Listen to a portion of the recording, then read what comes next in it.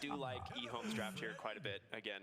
Yeah, the only issue is, being able to jump his lean on the back line. I do have some solutions, like the Nick Assassin is there. You're going to be able to get the Spike Carapace off, followed by an Impale, and that's going to tear them apart. But, oh, man, we are into this quick. We just don't even care. We're just going for it, yeah.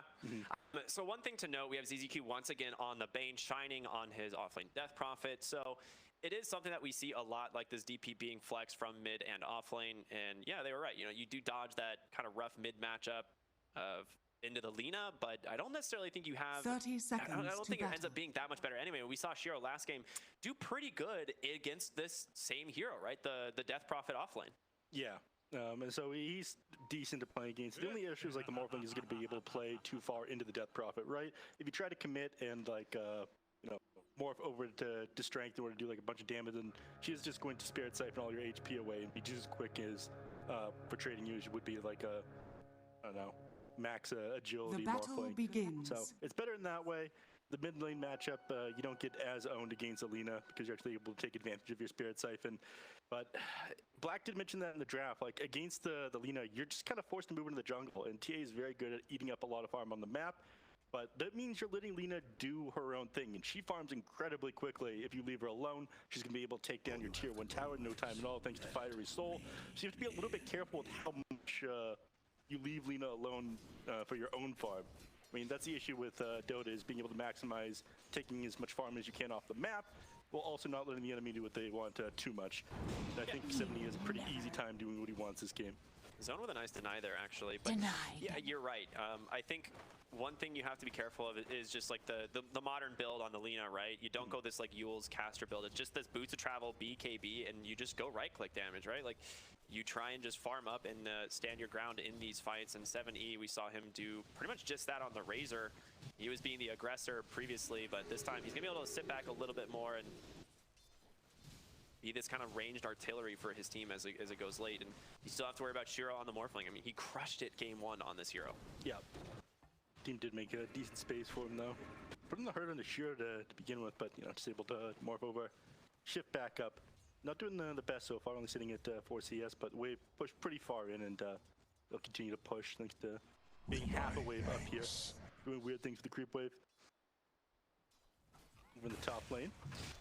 Yeah, we haven't really talked about this. So we have Zeal on his Pango going as M77's Bloodseeker. Now, the lane, it's not actually that great for the Bloodseeker unless he's already committed like Swashbuckle or something, because he can just get out of the Bloodright pretty easily. But as the game goes on, obviously Bloodseeker, one of the best counters to the Pangolier. We've seen a few different like utility builds out of Bloodseekers like from the offlane, but this is definitely going to be that like kind of safe lane carry, like Maelstrom into BKB. The Shard eventually, like Black was talking about, being very good against the Morphling because it's percentage-based damage, right? The Morph doesn't actually make you tankier in that regard. Yeah, that pure damage that you get from each auto attack. Dire's middle tower is under attack. A little bit, I disagree with you slightly about the Morphling going like super hard carry, because again, you do have a Templar Assassin on your team. That, I think, is going to be your actual position 1. Like, yes, you're playing safe lane on this Bloodseeker, but the Templar Assassin is going to be at the top of net worth, and the Bloodseeker is going to be giving up farm and stacks to this Templar Assassin pretty much every stage in the game. This hero does do a lot of damage as the game goes on, so Bloodseeker probably going to be a little bit more active alongside this Death Prophet while TA eats up the farm on the map. Yeah, it's a really good point, actually. So maybe we'll see like just that Maelstrom as like the early farming item, and then just into like BKB. I think Axe Refresher is like one of the most busted builds on Bloodseeker. This game, there's not a ton of reasons to go for like say the Refresher, but Planet here, this might just be first blood. Yeah, Connect Field into that Bloodright first. Gonna go the way of LWW here. Zeal trying to chase him down. Does get the trade on the Pangolier, so and fail. Not worst case scenario there for EHOME, but first blood going the way of Disruptor. Obviously, you'd love to have it on the Bloodseeker if possible. Did a good chunk of damage to Zeal as he chased him out of the lane, so this will make the lane a little bit easier for the Bloodseeker. And yeah, it looks like Maelstrom straight into BKB, and then probably some other utility items after that. Basher wouldn't be too bad this game. For the temple. I don't know, another tool to stay on top of Lina, be able to trade with her reasonably well. Because right now, Nick Sass has a lot of work cut out for him at the start. Like, Zone will eventually be able to jump this Lina on the back line, but I think as long as Lina only has one hero to worry about, which right now is the Nick Assassin, then her game can be pretty easy. And speaking of, top of the CS charts right now, 21-8, the 15-2 of the Templar. It's just going to keep getting more favorable here for 7E. A nice easy camp pull there into the bottle refill. Love to see it. Radiant's Fortunately, middle camp tower doesn't give you is as much under XP attack. roll as it used to. He did end up nerfing that one just after TI. Yeah, this is why I'm not a mid laner. I never remember that pull. No. I just like go to a bottle and then I'm like, what could have been, you know? Yeah, that's how you beat people who are better than you in the mid lane. You just pick something that spams in the creep wave and then you clear out your small camp. Just don't engage with them at all. Yeah. Shining here bottom lane on the Death Prophet, going to contest this Dire's pull top here tower pretty is easily under too, attack. right? You have Crypt Swarm to just spam out the lane. I'm actually really excited to watch Planet here on the Rubik. I mean, we saw him last game on his Earthshaker just do so much work, getting so many big pickoffs, and Rubik's one of those heroes that kind of has the same impact, especially once you pick up some really important abilities. And Hail, very good. All of Death Prophet's abilities are pretty good as well. You can farm super easily with just Fade Bolt and a single Crypt Swarm. So yeah, there's a lot to choose from here. I think the best is probably just like Impale, but even taking Mana Burn when you've got the extra cast range. Dude, Mana Burn is so frustrating, especially if you're Death Prophet here, right? Like that is a lot of damage. Yeah. LWW Dire's getting aggressive here bottom onto tower is Planet under Zone, attack. rotating in, not gonna be able to find the kill. Maybe he doesn't have Melt quite yet. I think, yeah, 3 points for fraction. That's about standard, especially when you're playing against this mid Lina. Money to burn. Just jungling now, and this is kind of what we expected, right? Push out of the lane. Black was talking about it a while back. You know, TA used to be a pretty decent matchup into the Lina, but just like a year worth of buffs, this hero is just so strong. Deal top lane, caught inside the Blood Right. That will connect. The question is, can he make it to the tower? Bloodseeker really fast here with so much bonus damage and Swashbuckle coming off cooldown. He will be safe for now. Yeah, he doesn't want to commit into that one. If he gets disarmed as he continues to run down Zeal, God, that's the then worst. getting disarmed when you're trying to chase down a Pangolier under his own tower is the absolute worst. It's, yeah. Like, you've outplayed the enemy, it's time to dive, he hits you once and then you're disarmed. Dire's it comes middle off tower cooldown, is under you're attack. disarmed again on his deck. And he swashbuckles you, Yeah, and you're then disarmed. and then your lane that you spent the last 5 minutes winning is just lost off of that. Yeah. So good Radiant's restraint top there. tower is under attack. You don't that's the one thing that's really like important to note when you're, you know, playing in any lane, right? You don't necessarily have to get the kill. The kill isn't like the most important thing, but you can see Pangolier, he's turned so up the underfarmed heat? compared to these other heroes. And it's just because of the pressure they're applying, making sure that he doesn't have the ability to contest the wave. Yeah, and again, it only gets more difficult. Once his Bloodseeker hits level 6, you just bring anybody who's got a TP cancel, and the Pangolier doesn't really get to exist up there anymore. You'll see a TP rotation in from the Rubik here to the bottom lane. ZZQ does have that Nightmare, but doesn't make it in range. The Nyx Assassin, all those legs, he's so fast. Speedy boy. Boy buys extra boots. Yes. Dire's One for each structures foot, are right? fortified. Yeah, that's why you have 6 slots, I think. Yeah, exactly. That's a little bit of lore for everybody. Yeah. Smoke to the mid lane. Zeal top lane. There it is. The Bloodseeker's Rupture. I Just too much didn't Zeal with the realize Pangolier. Nice we had cool in. stealth. The good Dire's old top combo there. tower Mid is lane under Nightmare attack. will find the Templar Assassin, and she is alone, but Refraction keeping her alive for the moment. Do they have the damage to bring him down? More seconds, couple more auto attacks, but he makes it away. Nice impale from YP as well, and Thanks. TA, she keeps herself alive, salved up now by LWW, and just going to rejoin the lane. Yeah. Tried to switch over to strength, and the extra arm from the tower managed to keep her alive, so nice Dire's rotation there bottom as well. tower is under attack. But yeah, not an easy game right now for the Templar Assassin. You're laying against an opponent that's pretty difficult, and you need somebody to make space for you. Right now, it's not happening in the bottom lane. She was just shoving this lane in. In the top lane, I think Bloodseeker needs to start making, a couple of plays. Yeah, he's going to be having to use this Rupture on cooldown, especially against this Pangolier, just continuing to shut down his game. And you have Rolling Thunder online, but it's not there's not like a really good target for you to go on without help, right? Mm-hmm. Yeah, Pango needs to be doing something with the people on his team. Morphling, we haven't really talked about him too much. He's basically got, right now, a free game. Like, the amount of pressure the rest of his team is going to be able to put on the enemies here means he gets to do whatever the hell he wants. I like Zeal's build here. This is what we typically see a lot out of the new offlane Pango build, is just maxing the shield crash instead of Swashbuckle, right? Like, the damage reduction, the cooldown reduction, it just scales incredibly well, so I like the decision here, going for mana boots as well. Only reason... You can't really max out to the swashbuckle in the lane against Bloodseeker. You just want to be able to get out of those blood rates or be able to dodge into the trees or something like that. But, you know, you're playing against a Disruptor as well, and we saw that last time. You tried to jump up to the top of the trees, but the vision that you get from the Thunder Strike. Nice restraint from 7E there, waiting for the bounty runes to appreciate in value. Stonks there, very nice. ZZQ found here by Templar Assassin. Nice Nightmare behind space. Zeal, a little bit of an awkward swashbuckle there and gets glimpsed out as a result. So unable to really do much in this fight. And both teams...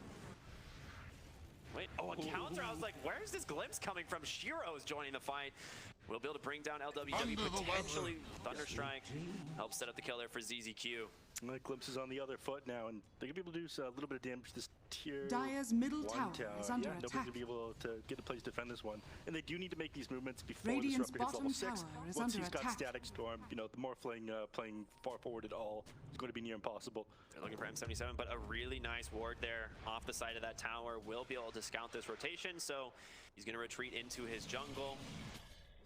Again, more pressure applied to towers, though. That's kind of the game here for EHOME. They want to just try and take these objectives early. And they haven't quite got mid tower. It is low, but with 7E's rotation here to the top lane, it looks like they will be able to do quite a bit of damage here to tier 1, maybe even finish it off. They have no fortification available. Phoenix do smoke up, head this way, though. Rubik kind of putting body between the enemies and the Lina. The question is, will they actually make it in time? It doesn't look like they just sack it. 7E grabs the tower uncontested.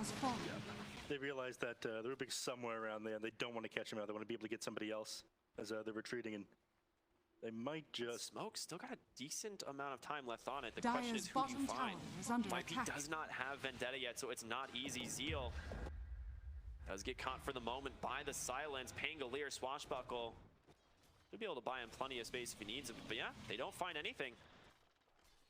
A little bit too, well, Nick Sass was a little bit too far away Radiant for him to be able to commit the structures are rupture there fortified. on M77 to be able to jump into the trees. And look at Morphling mid. He's just chipping the tower once again. Dire's structures So you've just got fortified. you got the mid tower. You waste a lot of time on this smoke rotation from Phoenix, and you're still farming on these other heroes. Yeah, and they're giving them the runaround right now too. Like they all TP to the mid lane in order to defend that one because that was getting pushed in. More important objective. Then they move all the heroes up to the top, take that. They follow them. They don't catch anything. So a lot of wasted time right now on the map, and zones farming up, but not as quick as these heroes on the side of EHOME. And I do think that you have the late game. Like here's your Vendetta reveal here from YP, and that's going to be convenient Maelstrom proc there. But yeah, we knew it was coming eventually once this Nyx Assassin gets that level 6. Going to start finding these kills, especially if you're going to be solo in this top lane. Yeah. Very easy. Yeah, it's the Lina that has to be careful, though. If she gives up and gets the Nyx Assassin, it does slow down your game quite a bit. But because Nyx Assassin was just up in the top lane, 7E realizes it's safe enough in the mid. Clears that one out and can move into the triangle. So pretty quickly, Nyx Assassin is going to want to start trying to set up vision around there. I don't think anyone else on the team is that ready to Radiant's top tower is under invade the attack. deep parts of the enemy's map. Like Bloodseeker definitely wants his BKB before he tries doing anything like that. I'm curious if Death Prophet's really been able to do much this bottom tower. She's been down here for quite a while. Exorcism is available on her way to the Yule. She might actually have it flying out right now. Yeah. So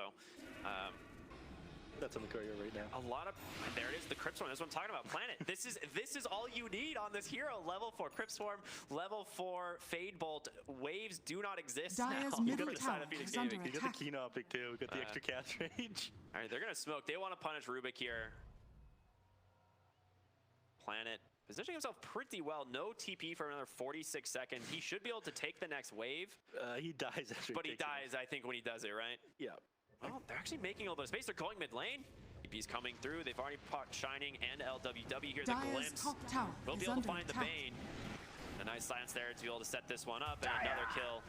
Gonna go the way of Phoenix now 2-4. But again, you're not getting objectives. You're just getting a couple pickoffs on supports, and you gotta start getting something out of this. Yeah, give them the runaround again. They thought they wanted to Radiant's take a tier 1 tower tower is under attack. They will probably be able to get this mid tier 1. Yeah, the Exorcism, Zeal with the Swashbuckle trying to slow it down. Rolling Thunder, he's gonna drop it in M77. Without the rupture, can't really stop him. TP in from the morph. He gets caught right away inside the static storm, but he's so tanky. He had to strength morph up. Yes, he got the tower, but the question is, can you get out now? Is 70 able to find that Bloodseeker on the backside? And that is the biggest kill there for them. And they also take down the Disruptor. They're just going to turn this into a tier 1 of their own. So it's just a trade. Did not have, I guess, the magical damage in order to bring down that, or sorry, the physical damage to bring down that morphling when he morphed full strength as he came in. Like, it was a nice attempt there by the Disruptor, but as soon as that's committed, then it's their time to just get back. So they trade tier 1s in the mid lane, but honestly, I think that does favor the side of EHOME. Yeah. They're happy that you committed so many abilities for that one. You didn't get enough from it.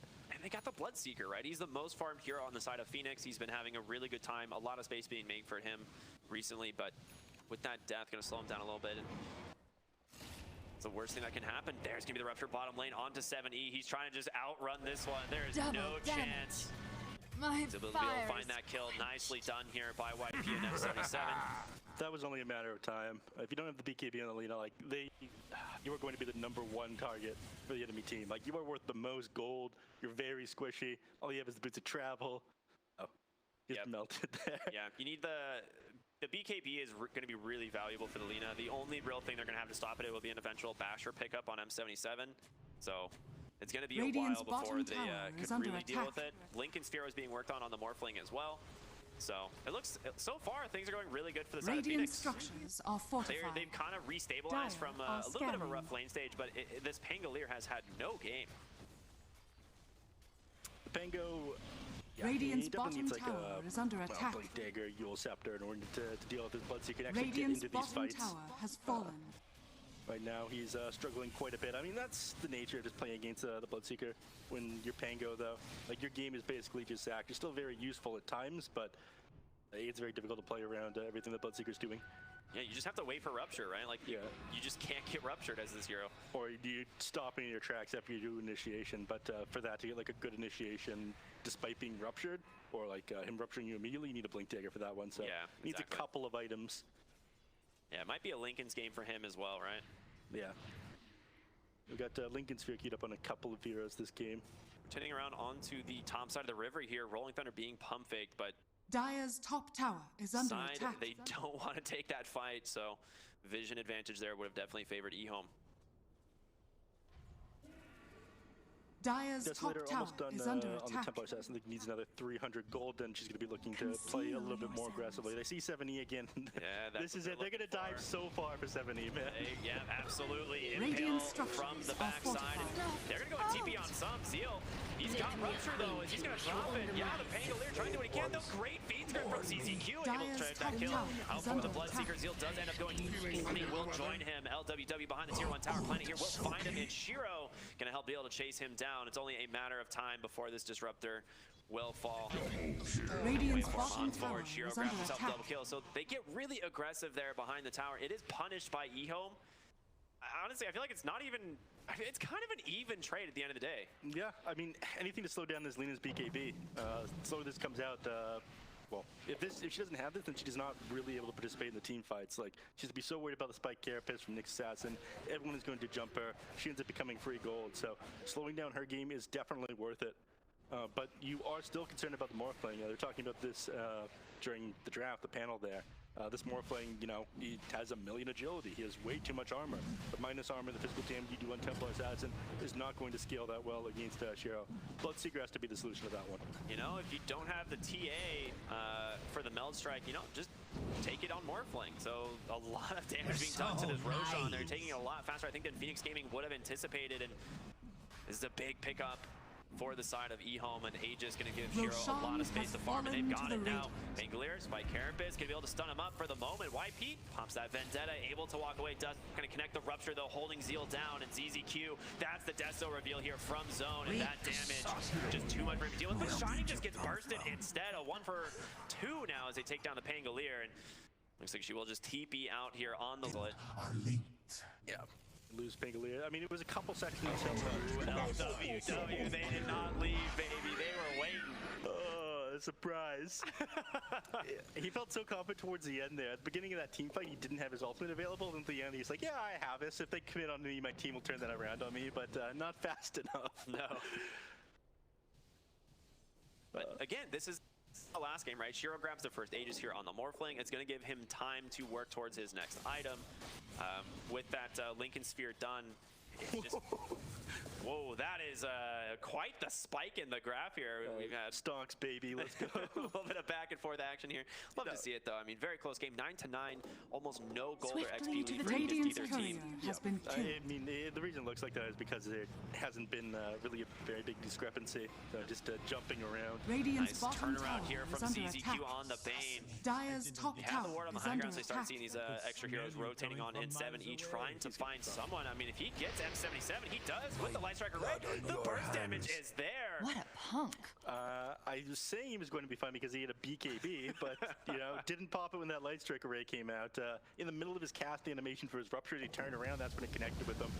But imagine Top lane, found by the Morphling here as well. The E-Blade does a lot of damage, but slowed up for the moment. Shiro's going to turn himself into the Death Prophet, try and find this kill. Adaptive Strike in one.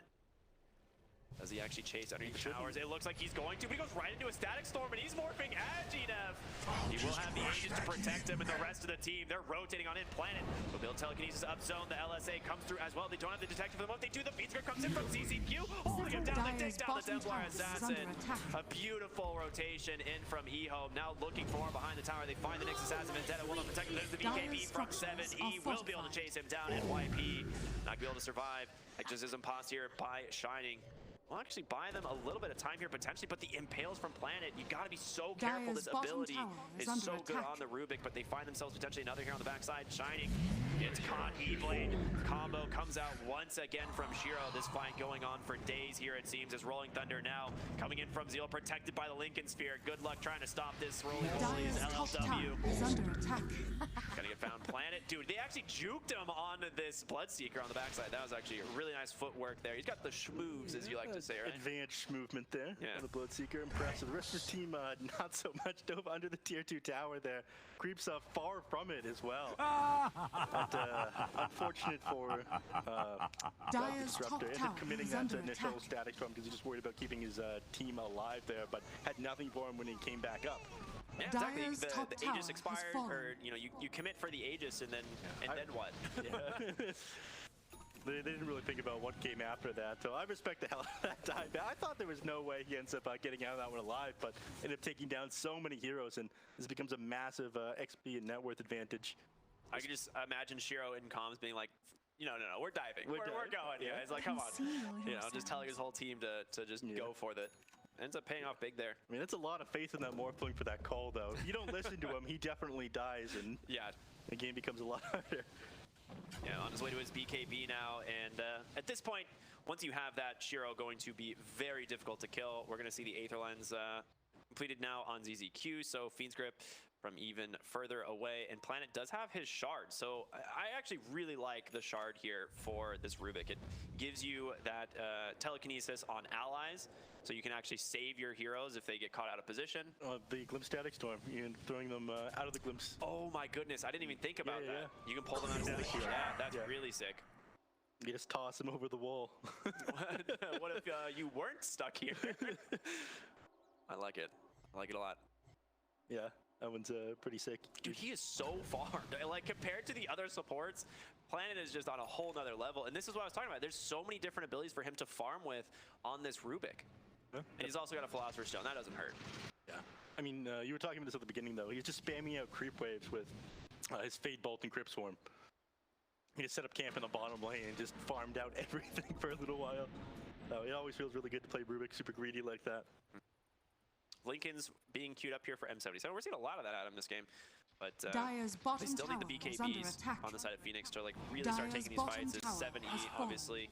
Gonna find himself another tower here bottom. They've set up so much vision here in this triangle, and I don't know how Phoenix can actually fight into this. I mean, this solution Dire's they're working on bottom right now tower is under is attack. the Egg Scepter Dire's on the structures Disruptor, are like AoE Doom, but if you have the Eggnum Shard on the Rubik, the AoE Doom doesn't matter. You can still toss them out of that. The mute doesn't really matter.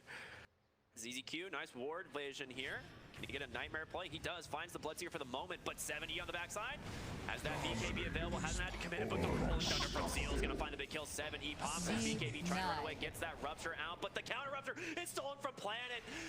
M77, a taste of his own medicine. and not a chance. They gotta be feeling a little bit hopeless at this point. Just completely turn that one on them as they were trying to make the last couple of plays. This game feeling very Radiant's desperate. top And tower Lina didn't is have to under commit attack. BKB there. Not at all. I thought she would, right? Like, she's just going in against 3 heroes and just has the confidence in her team to just follow that one up, to blink in from that Rolling Thunder. Just did so much work. Well, the only 2 things that you're concerned about is Dire's Nyx's middle tower application is on under you, attack. and then maybe getting caught out by the Static Storm and Kinetic Field. And, you know, the Nightmare coming out of the Nyx assassin, I think, was the best case scenario for her. She ends up dropping the stun on her afterwards. And Zone mid lane, trying to get aggressive on the Zeal. He did not doesn't get a think disarm, it was though, and possible. Zone You will do just not find that even kill. Trying to get value saved there by the that Rubik, for but which you fought. not enough.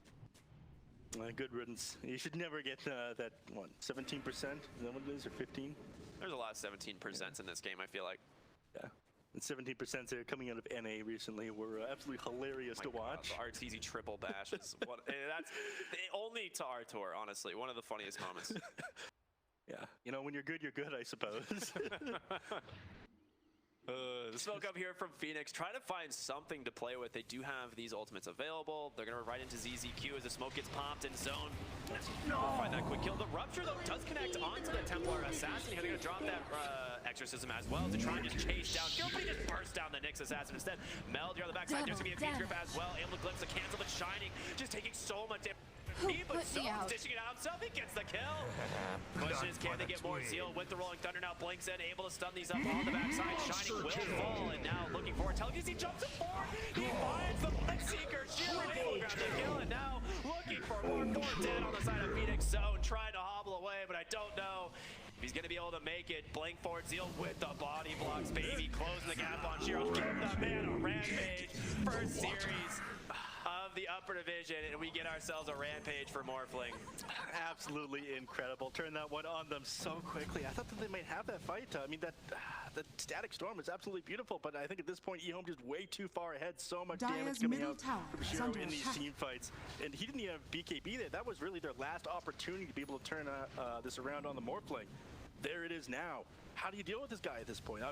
I'm not sure you do. I mean, you're working on the Aghanim Scepter in order to counter out this BKB, but you already have a solution. Dire's planned. middle tower The Aghanim has Shark is going to be able to toss him out. Well, they find themselves another kill there. Beyond godlike now for Shiro, 12, 0, and 4. You know, a pretty similar performance to what we saw last game, I would say. You know, this guy may be pretty good on the Morphling. Yeah, I imagine the rest of DPC, everyone else is going to be taking notes, banning this one out against it. Yeah, it would seem like a 10K gold lead now, 12 to 24. EHOME really starting to hit their stride here in game number 2, and Phoenix, they've got to come up with something. Roshan, luckily, not coming up for about 2 minutes. So, I mean, this is nice to set a Phoenix level a little bit of Dire's time bottom to tower get is control of the under map attack. again before Roshan respawns. Lina now has a Silver Edge completed. That is going to be a lot of right-click damage. I mean, we saw how much damage the Templar Assassin can do in these fights if she's able to get her hands on the Lina, but she had to commit the BKB. Oh, top lane Zeal just tanking it up. He's pretty difficult to kill, but there's going to be the Static Storm as well, and they will be able to eventually, well, maybe not. Zeal ends up buying enough time for the Fiend's Grip to trade there, and M77 going down. I mean, you're pretty happy with that if you're EHOME, I think. Yeah, I mean, I think you're happy that he end up committing the Fiend's Grip. That means fighting around the Roche Pit the next couple of seconds is going to be a little bit easier. They're going to have like a 20-second window, so it's possible they take a fuel team for fight the my next little bit. fire.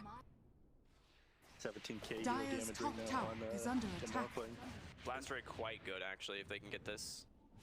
Well, they're going to find the next assassin once again. The gem there on planet, paying dividends already as Shiro makes quick work of him in 7E. He's scouting for this TA. He knows he's down here. The confidence of this, I don't Radiant think Zone actually scanner. wants to fight 7E. Oh, Or sorry, well. I don't think 7E wants to fight Zone, not by himself. Just gonna wait out Blink, though. Yeah, actually make it out. He will. Nicely done here by Zone. Well, 70. Continue the chase. Decides not to. I do think that Zone wins that fight, but not if anybody's nearby on EHOME. Yeah. He was waiting, right? 70. Like, he didn't jump him right away. He was hoping his team could make the gap close, but doesn't end up happening here in the top jungle. They will find the Pangolier, but the Zero's tanky, man. is not an easy kill. Does have the roll up. We'll go ahead and drop that. Taking a little bit of damage here from the rough zone. Needs some careful zone. Pops the BKB on top of 7E. Shining can't get the vision though. And in comes Morphling. He's just doing the damage. They're trying to take down this Templar Assassin, and they do get it. Shining now trying to chase him down. Yule's buying a little bit of space to dodge out that E-Blade, but Dyer's you didn't finish off that lead, and that was what you needed to do. And YP here on the backside does get put under with this Nightmare ZZQ. Telekinesis himself. A little bit of taunting there from Planet. I love it. Oh. That's how you stun people. That's how you stun people. You're a real Rubik player. All right, that's some funny stuff. I love it. This guy's having a good time. I drop the enemies, but I can drop myself. And Roshan responds just a little bit before that fight, so Shiro's going to make very quick work of this one. And 11k now with advantage. I mean, it feels so much worse than that, though. It does. I mean, Black was right. He said about it in draft. Like, this Morphling again in the list feels uncontested, and the Templar Assassin she commits heavy onto 7E, and Shiro's like, yeah, that's fine with me. I'll just dish the damage right back. Yeah, I mean, before that that team fight, you know, the net worth was... bottom lane, they find the Bloodseeker once again. Yeah, that's a great scout by ZZQ there. Fiend's Grip easily secures that kill, and Bloodseeker, I mean, he had a pretty decent start to this game in this top lane, but it is all falling apart here. Yeah, I mean, thankfully you're not the main carry. The Templar Assassin is, but it's got to be the Bloodseeker who deals with the Morphling. It's not going to be the TA. We saw that in the last team fight. TA right next to the Morphling, but she's not able to trade with him. Not at all. Look at the score, 15-0 and 5 on the Morphling. This is absurd. Buybacks all available for Rubik as well as Disruptor. A couple heroes not too far off in terms of gold, but I don't think EHOME is going to be really saving for their buybacks on any of their cores at the moment. I mean, they are just in such a commanding position now. Yeah. Elven Tunic as well picked up. I mean, pretty decent. You do have the Maelstrom on the Bloodseeker, which makes it a little bit less value, but has fallen.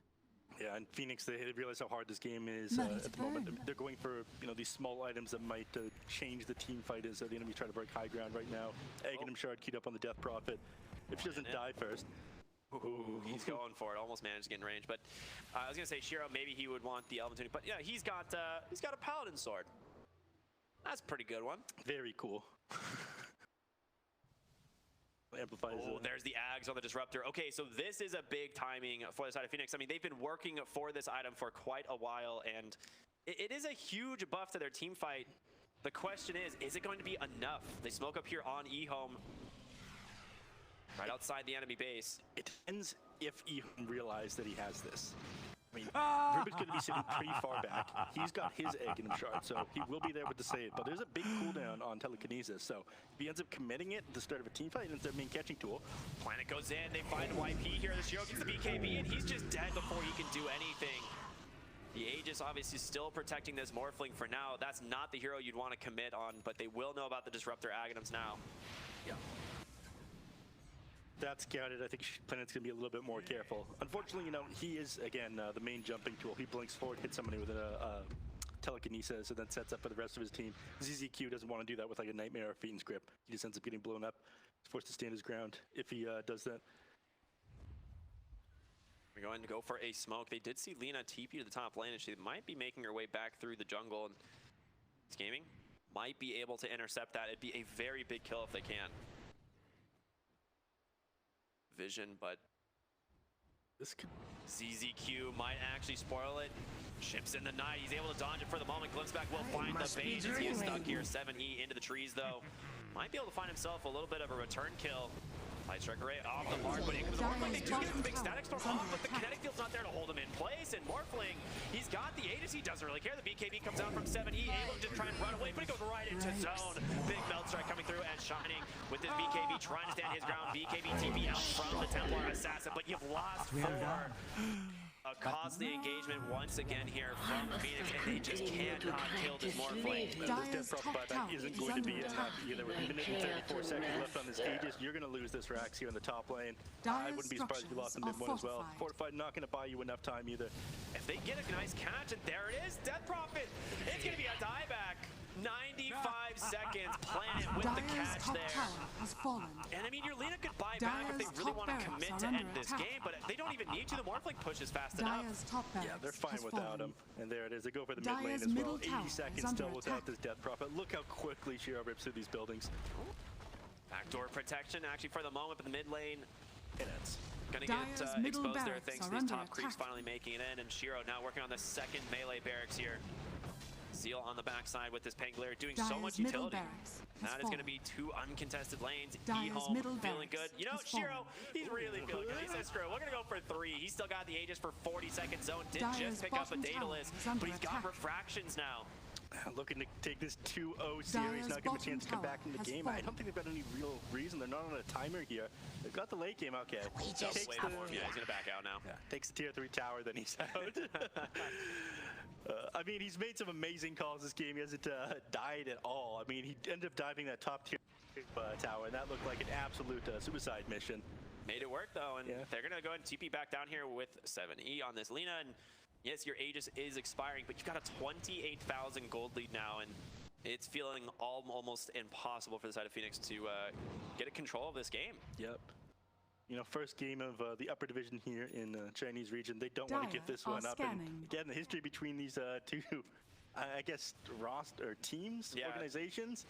EHOME having the majority of Phoenix's old roster. Ooh, gets the Yules off just for a moment to dodge out that shotgun, but my god, the damage from Shiro.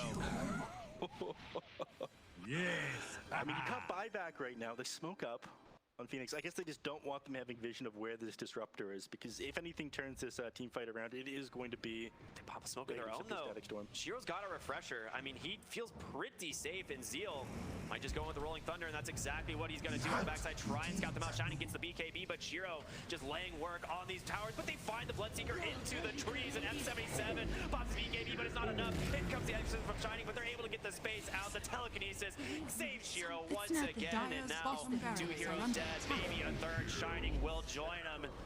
Dire's With bottom all barracks cores on the has deck, fallen. this might be all she wrote here for the side of Dire's Phoenix bottom Gaming and barracks Zeal. has fallen. Buys himself a basher from the enemy base. Why not? Yeah, it's only a matter of time at this point. Tier 4 tower is going to melt if they don't call GG. Well, Dire's EHOME middle will end it tower for is them. under attack. But There it is. Dire's Main creep's going to be middle tower secured, and has with the damage from the fallen. Lina as Now well as have Orb, it is negative. just way too much. He's creeping, easy kill. He throws it into the fountain. Oh my god. You Dire's love to see middle Lotus tower will has actually fallen. save him. Planet. The guy really feeling himself here today. Love Radiant to see it. victory. absolutely beautiful. First series, a quick 2-0 for the side of EHOME, and Shiro looks absolutely incredible. Yeah, I mean, I would say EHOME and as a whole, right? The